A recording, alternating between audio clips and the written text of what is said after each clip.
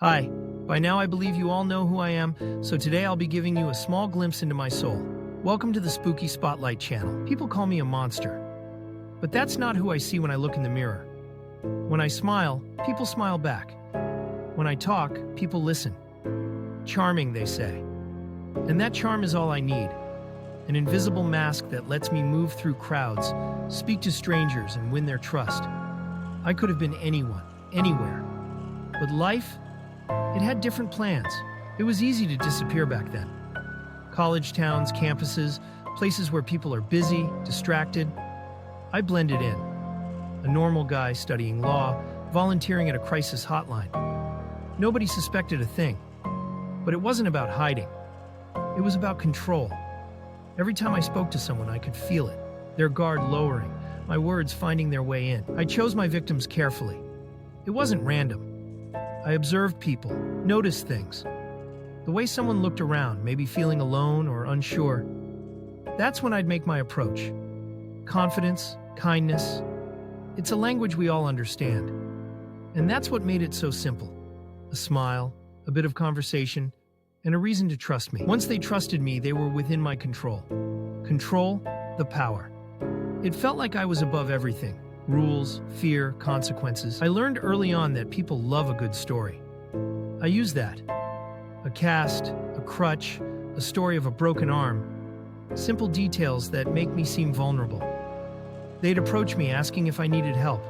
Ironic, isn't it? I looked the part, but I was the one setting the trap. And then they were the ones who needed help. But I was already planning. My mind was 2 steps ahead. Escape was just a challenge, another way to beat the game. The walls and bars, they couldn't hold me. I knew how to slip through the cracks, play their game better than they did. In the courtroom, I took control. I was my own lawyer, my own defender. People watched me, and I knew they were curious, fascinated even. The cameras, the media, they were mine to command. My story was their entertainment, and I knew how to give them a show. I spoke, argued, smiled. I was a master of appearances, and they ate it up. They wanted to see something sinister, something dark. But I only showed them what I wanted them to see. But deep down they knew I was a monster.